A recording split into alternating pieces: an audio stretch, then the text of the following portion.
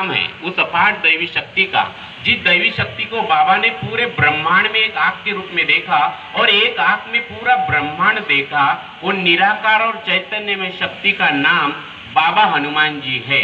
अभी बाबा हनुमान जी नाम इसलिए रखा कि बाबा जुमदेव जी ने जिसकी सिद्धि की वो हनुमान जी के मंत्र की, हनुमान जी की सिद्धि की। जैसे बहुत सारे लोग अलग अलग देवी देवताओं की सिद्धि, तांत्रिक मांत्रिक लोग क्या है, ये सिद्धि करते हैं, ये तांत्रिक मांत्रिक लोग, ठीक है।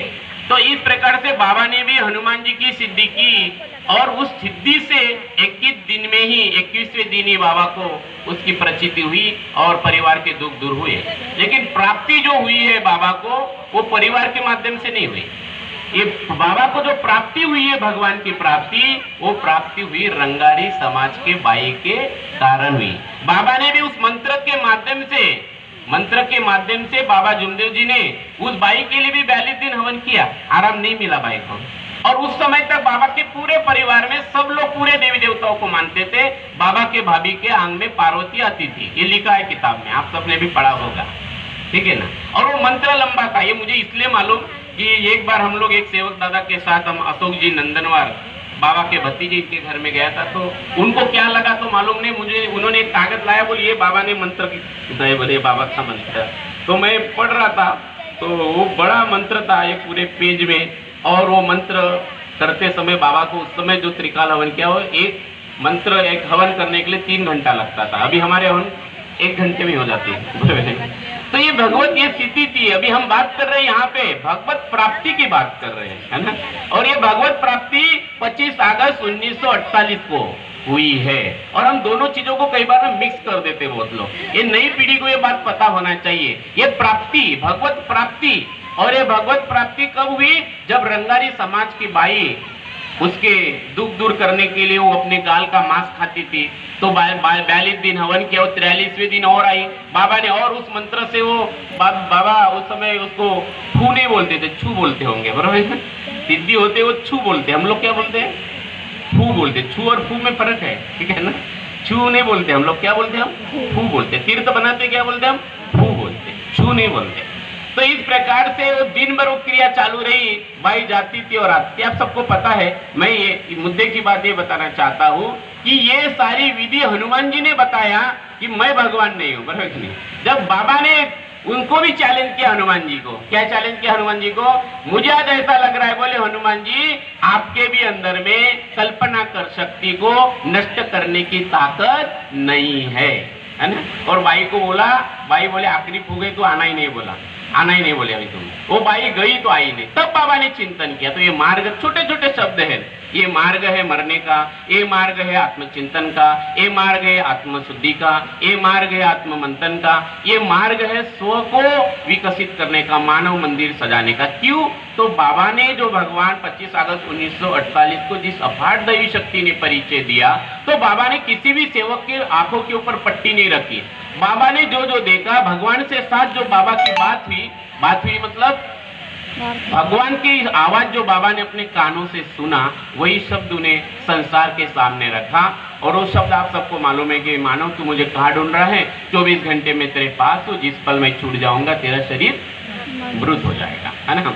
बाबा ने वहीं से आत्मचिंतन किया, और इसलिए आत्मचिंतन किया कि बाबा परमात्मा का ही रूप थे। देखो, हम सब लोग अपने अपना प्रारब्ध कर्म लेके आए, हम सब लोग अपना अपना संचित कर्म लेके आए। अभी हम जो कर्म कर रहे हैं, हमारा वर्तमान कर्म, अभी आप यहाँ पे बैठे हुए भी आपके कर्म है ना। अभी आपको घर के लोग क्या बोल सकते हैं, तेरे को क्या है, भगवान बैठी छूंगी तू वहां पे जाके, है ना। मैं तो 500 रुपया कमा के लाया, ठीक है ना। तो ठीक है, वो धन बाहर दिखने वाला धन है, और ये धन जो आप यहाँ पे कमा के जा रहे हो, ये आत्मधन है। इस धन का नाम क्या है, आत्मधन है, ठीक है। और ये आत्मधन ऐसा धन है, ये अभी भी काम आता है, ये मरते समय भी काम आता है, और मरने के बाद भी काम आता है। इसका नाम है आत्मधन। तो इसको भी मत समझना। ये जो छोटे छोटे बच्चे ने बहुत भाग्यशाली है। क्यों, तो भगवान यहाँ पे उपस्थित है। बाबा क्या बोलते थे, तो बाबा को नर नारी के अंदर में बाबा ने भगवान देखा।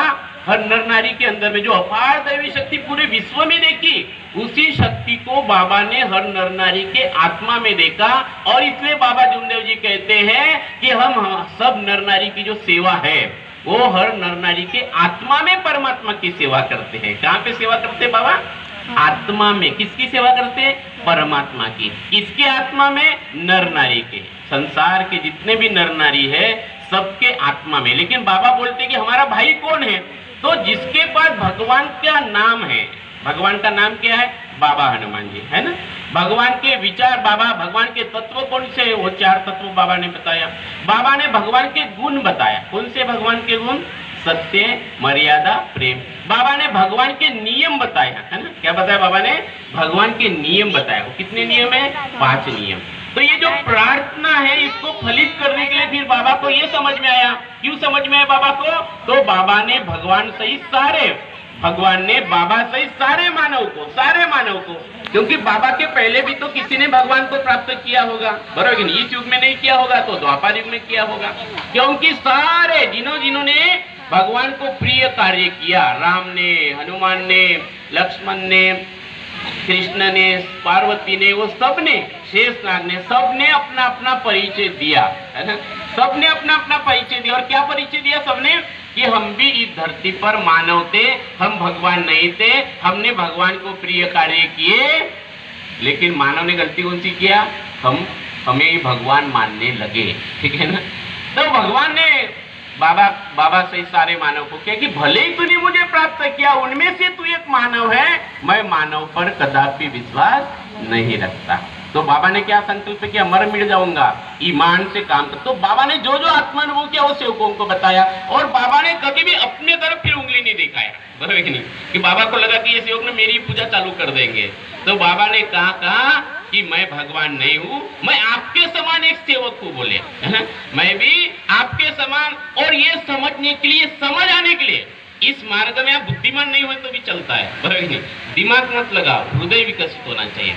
और हम क्या करते हैं? हृदय में सब कुछ रखते हैं और दिमाग में नॉलेज रखते हैं, बराबर नहीं। तो हृदय से हमें इस मानव धर्म को समझना पड़ेगा, क्योंकि हृदय जब विकसित होगा, हृदय विकसित होना बहुत जरूरी है। और हृदय विकसित होगा बाबा हनुमान जी के नाम से, है ना।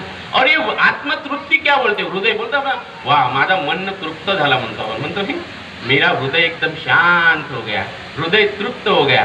तो हृदय तृप्त बाहर के धन से नहीं होगा, पद से नहीं होगा, सम्मान से नहीं होगा। ये हृदय की जगह सिर्फ परमात्मा की है। किसकी जगह ये है? परमात्मा की है। तो ये समझदारी आपको तब आएगी, ये अहंकार मुक्त, ये मैं मरेगा, मैं मिटने वाला मार्ग, मैं को मिटाने वाला। ये मार्ग में पहले दिन जो विधि की शुरुआत, हम जब सेवक भगवान से संबंधित होने के लिए मार्बती जैसी जो हमारे परम पूज्य परमात्मा एक सेवक मंडल के जो मार्गदर्शक है, वो पहले दिन जो विधि बताते हैं, क्या बोलते हैं? वो मरने का मार्ग है। तो बाबा के पास में भी जो सेवक आते थे तो बाबा क्या बोलते थे? ये मरने का मार्ग है। तो ये मरने का मार्ग क्यों बोला बाबा ने? तो जहां मरेगा नहीं तो मैं, अरे अहंकार और भगवान ये दोनों एक जगह नहीं रहते। और ये भगवान को मालूम था कि जिनको जिनको मैंने ये वरदान दिया है ना, जैसे हिरण्यकश्यप को वरदान दिया कि तूने ऊपर मरेगा ना नीचे मरेगा, तूने अंदर मरेगा ना तो बाहर मरेगा, तूने दिन को मरेगा ना रात को मरेगा, तूने अस्त्र से मरेगा ना शस्त्र से मरेगा, बराबर है नहीं। जिनको जिनको वरदान दिया उनको सबको अहंकार ही आ गया। भस्मासुर को इतना अहंकार आ गया, उसको तो ऐसा वरदान मिला था, बोले तू जिसके ऊपर हाथ रखे वो भस्म हो जाएगा, बराबर है नहीं। तो ये बाबा को मालूम था, इसलिए सुबह की विनंती कि हमारा अहंकार अंकुरित न हो जाए, है ना। तो हमें बार बार समझना है कि मुझे सेवक बनने की प्रक्रिया में निरंतर रहना है, निरंतर रहना है, निरंतर रहना है। क्योंकि बाबा कहते हैं कि कर्म बंधन और कर्म भोग, है ना, और कर्म मुक्त, बराबर नहीं। और इसलिए बाबा को मालूम था कि आपको अहंकार मुक्त होना है। और शाम के प्रार्थना की पहली लाइन है भगवत प्राप्ति के लिए निष्काम कर्मयोग साधने के लिए। तो निष्काम कर्मयोग साधना मतलब बंधन मुक्त होना। और ये 2 तत्व है परमात्मा को और मर्यादा भगवत नाम पर। कर्म करने के बाद भी आपको बंधन में नहीं डालेंगे, ठीक है ना। लेकिन वो कर्म कैसे करना वो बाबा ने बताया। कैसे कर्म करना? एक लक्ष्य, एक चित्त, एक भगवान, है ना। जैसे मैं बोल रहा हूँ, मेरे सामने कौन है? भगवान है, भगवान ही बोल रहे हैं और मैं देख रहा हूँ कि भगवान ही सुन रहा है, क्योंकि आप नहीं सुन रहे, भगवान ही सुन रहा है, बराबर नहीं। क्योंकि आप सुनने की ताकत वो दे रहा है ना। आप श्वास से भी ले रहे हो तो भगवान ही ले रहा है, क्योंकि जिस दिन सांसें रुकी तो गया कौन? भगवान ही गया ना यहाँ से, आत्मा से, बराबर कि नहीं?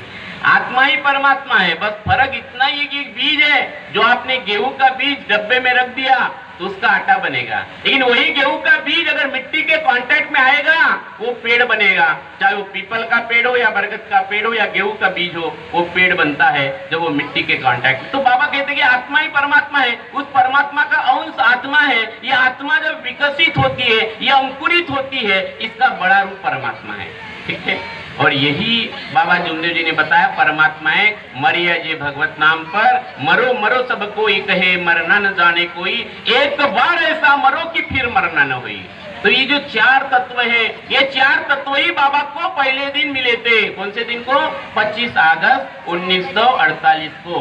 तो ये दो तत्व और फिर दो तत्व भगवान ने दिया। ठीक है, लेकिन मरना पड़ेगा, इस मार्ग में मरना पड़ेगा। इसलिए तो बाबा जुमदेव जी कहते हैं ये देश में सत्य खड़ा हो चुका है। क्या बोलते बाबा जुमदेव जी? खड़ा होने वाला ही नहीं बोल रहे बाबा जुमदेव जी, क्या बोलते? नर नारी, देश के नर नारी इस मार्ग के सेवक समझ लो बोले, अनिति न करे बोले, भगवान नहीं छोड़ेगा बोले। क्या बोल रहे बाबा? सत्य खड़ा हो चुका है, क्योंकि बाबा ने बीज बो दिया है, बराबर नहीं? ऐसे नवभवन कितने चल रहे होंगे, कितने जगह चल रहे होंगे जहाँ भगवान उपस्थित है और भगवान की चर्चा चल रही है और आत्मा को स्पर्श कर रहा है, आत्मा अंकुरित हो रही है। ये बाबा का अपना काम हो रहा है, भगवान का अपना काम हो रहा है। अभी हमें अपना काम कर रहा है। अभी हमारा काम क्या है?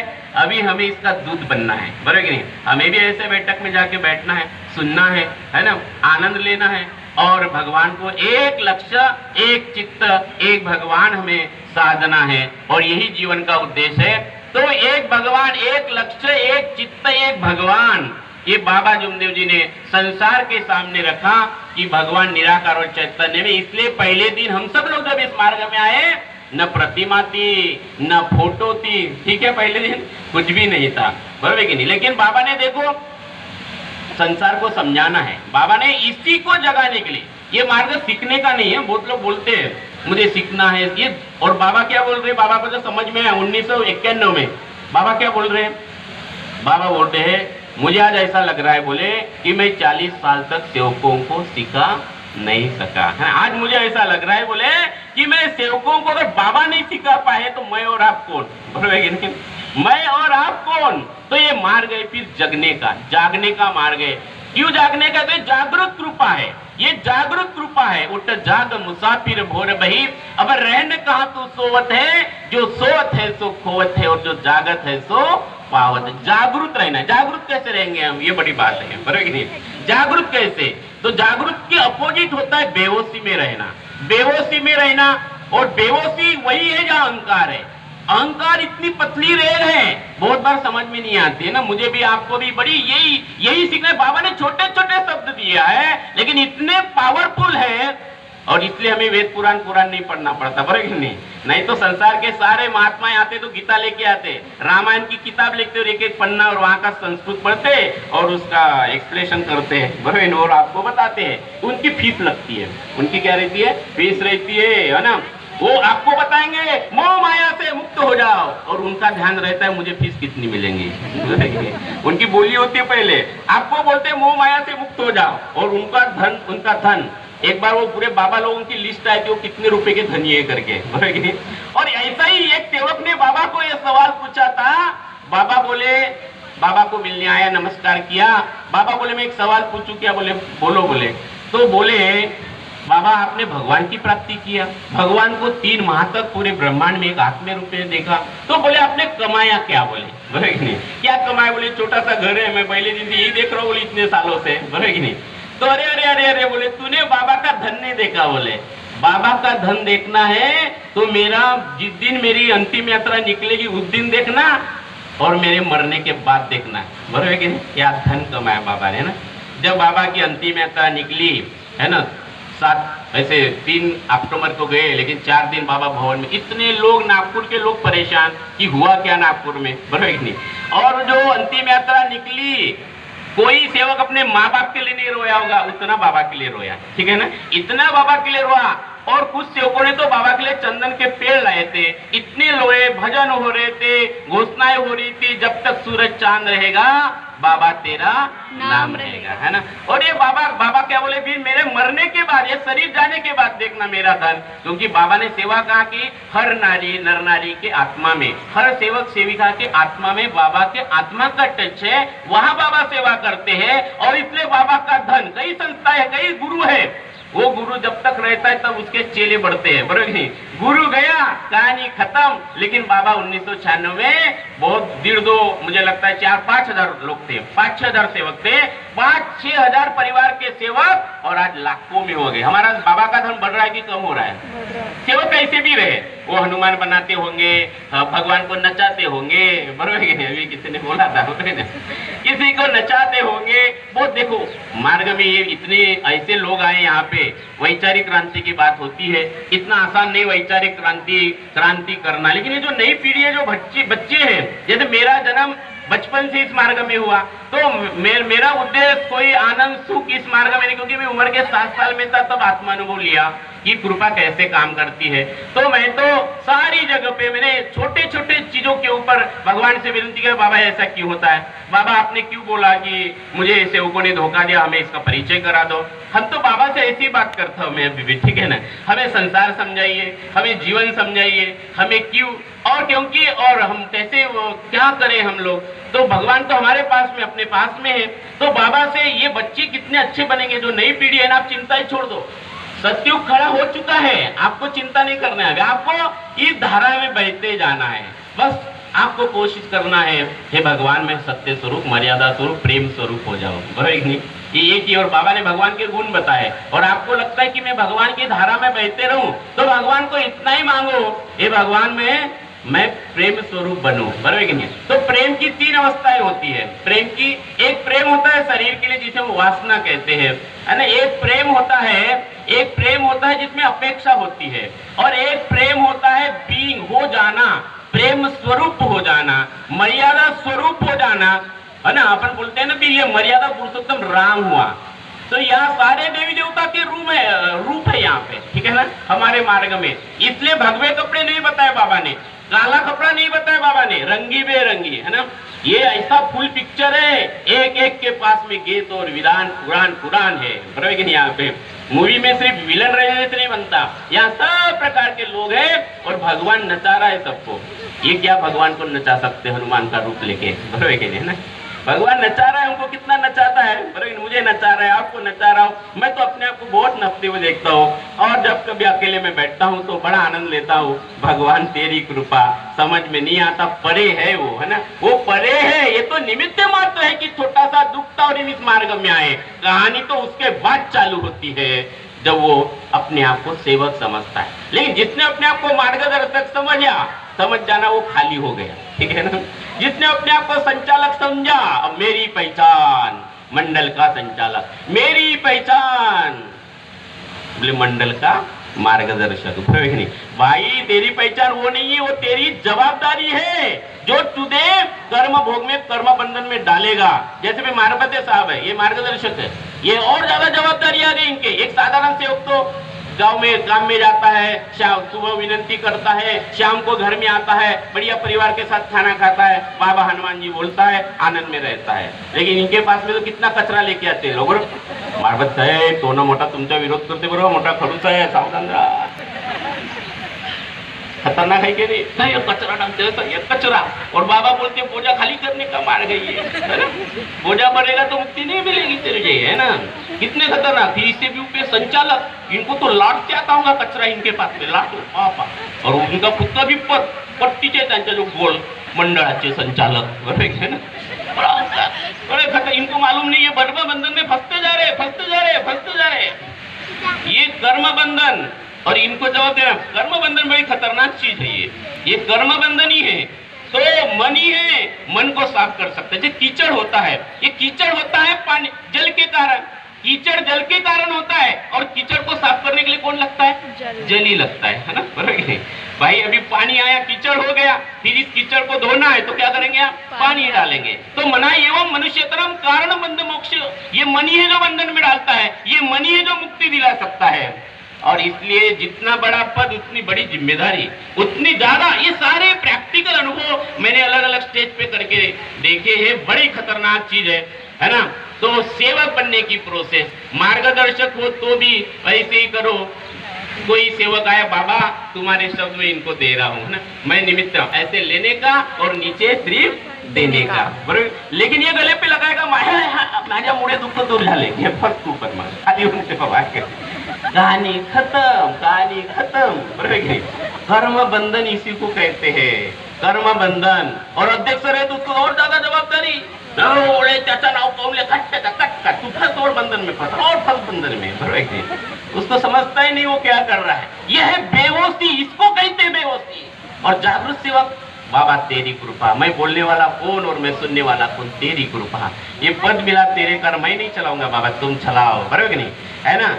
तो हमें ये समझना पड़ेगा, सेवकों को भी समझना पड़ेगा। अपने मार्गदर्शक के पास में कभी निंदा मत करो, कभी कार्यालय के मत जाओ, जहर मत दो उनके दिमाग में। ये सत्य खड़ा हो चुका है, आप इस ठाव में रहना है, इस तूफान में आपको बचना। यही तूफान बाबा ने बोला था, विकारों का तूफान आएगा, अहंकार का तूफान। देश को आग लगी, पूरी दुनिया को अहंकार की आग लगी, अमेरिका को आग लगी अहंकार की, इजराइल को लगी, ईरान को लगी। वो बॉम्ब नहीं है, वो अहंकार है ना, वो अहंकार है। हमारे घर में भी ऐसी आग लगती है ना, हमारे पति पत्नी तीसरी बाई आती है, बाई म्हणे सांगू का तुझा नवरा कसा है, तो बरोबर नहीं, या कोई रिश्तेदार रहता है हमारा, वो तीसरा आता है और हम आग लगा के चला जाता है। फिर हमारा पति घर में आता है, वो बेचारा पानी भी नहीं पीता। आज सांगा म्हणे तुम्ही कुठं गेले होते, तुम्हाला कोणाचा फोन आला होता, झाले का, लग गई आग घर में। तो ये तीसरा ही आता है घर में आग लगाने के लिए। इसलिए जागरूक रहना है, इसलिए आपको मर्यादा भगवत नाम पर बोलना है। बड़ी खतरनाक चीज है, यही संसार बाबा ने बताया। इसी संसार में कमल का फूल बगल पड़े, क्योंकि हमें दाढ़ी जटा तो है नहीं। बाबा ने 30 साल के तपस्वी को बोला, भगवान चाहिए, बोले ये दाढ़ी जटा मुंडवाना पड़ेगा, कपली कुंडल फेंकना पड़ेगा और मेरे जैसे साधारण देश में आना पड़ेगा। हम ऐसे ही सका ना बाबा ने हमको, तो समझना है बाबा ने कैसे कीचड़ में कमल का फूल बनाया। आप समझो बाबा की महिमा। बाबा हम बहुत भाग्यशाली है, ये बाबा की कृपा हमें मिली। आप सबसे मैं निवेदन करना चाहता हूँ, इस आनंद को लो, बड़े आनंद में रहो, मस्ती में रहो, पल पल में आनंद में लो। पल, ये पल मिला, इसका आनंद लो। और जो उसको जो 20 रुपया है 20 का आनंद लो, 100 रुपया है 100 का आनंद लो। नहीं तो भगवान मेरे पास 100 भी क्यों, अरे भाई 100 है ना, उसका आनंद लो। कुछ लोग तो बड़े, अभी एक प्रोग्राम में मैं गया था, तो एक संचालक का मार्गदर्शन चला, वो बोलते बोलते बोले ये लोग स्टेज पे क्यों। अभी मैं भी गया था, तो मुझे भी जो थे उन्होंने मुझे भी बुलाया स्टेज पे, मैं भी गया। तो उसको पहले लाइन में बैठा, उसका आनंद नहीं। भाई भगवान की तेरे को योग मिला, पहले लाइन में बैठा, उसका आनंद लेना। उसका नजर कि मेरे पीछे ये क्यों बैठे ऐसा ही है। एक प्रोग्राम में गया था, मदनकर साहब जब अध्यक्ष थे, एक प्रोग्राम में मैं गया, वहां पे मुझे भी बुलाए थे उन्होंने। तो उन्होंने क्या किया, पहले 2 लाइन में लोग बिठाए और पीछे का पूरा खाली, ठीक है। बोले हम बोलेंगे वही आएंगे, ठीक है ना। पहले लाइन में वो बैठे, बाकी तो उनका ध्यान था, पहले 2 अपने, पीछे पूरा खाली, ठीक है ना। तो भाई ये नहीं रहेंगे तो शोभा नहीं, स्टेज पे सेवक नहीं रहेंगे तो सेवा नहीं, शोभा नहीं। क्योंकि पीछे में लिखा है परम पूज्य परमात्मा सेवक मंडल लिखा है। ये सेवकों का मंडल है, मार्गदर्शक मंडल नहीं है, संचालक मंडल नहीं है। बाबा का कितना उदात्त विचार, ना अपना नाम रखा, ना बच्चे का नाम रखा। सेवक किसका, भगवान का, बाबा का सेवक, उनका ये धन है, आत्म धन है। मस्ती में रहो, आनंद में रहो, अपने मस्ती में आनंद में रहो कि भगवान मेरे पास है ना। तो आप सभी से मैं निवेदन करना चाहता हूँ, यही धन यही रस, जैसे शराबी को शराब में मजा आता है ना। बोंडे भाऊ ने बताया अभी वो सारी चीजें। और तो उनकी जो बीवी है बड़ी अच्छा, मैं उनको मिला हूँ। पति की जो इज्जत, पति का जो लगता है ना, पति को मेरे कारण, जैसे बोंडे भाऊ है, पति बड़ी शक्ति है। बाबा जुमदेव जी कहते हैं आई को शक्ति चली गई बोले और व्यक्ति रह गया बोले, बरोबर है कि नहीं। तो हमारे घर की शान ये नारी है, शक्ति स्वरूप है। आप इसको समझिए, इसकी इज्जत करिए। नारी की इज्जत बहुत जरूरी है। जैसे मैंने भोंडे बहू का, उनके बीवी को मैंने देखा हूँ, मिला हूँ, बड़ी त्यागी है। और उनके कारण जो भोंडे बहू जो कुछ भी है वो मुझे लगता है कि उनके कारण होंगे। जो मैं मेरे दिल की बात आपसे मैं शेयर कर रहा हूँ। तो आप हम सब लोग मिलकर सेवक और सेवक परिवार हमारा बाबा ने बनाया है, इसी मस्ती में रहेंगे, आनंद में रहेंगे। बस अंतिम समय अंतिम शब्द यही कहूंगा, अरे बोतल पर बोतल पीने से क्या फायदा, रात को पीली सवेरे उतर जाएंगे। अरे तू मेरे बाबा ने दिए तत्व शब्द नियम की हरी रस की प्यालियां पी ले तो तेरी सारी जिंदगी सुधर जाएगी, सुधर जाएगी, सुधर जाएगी। इतना ही बोलकर मैं अपने वाणी को विराम देता हूँ।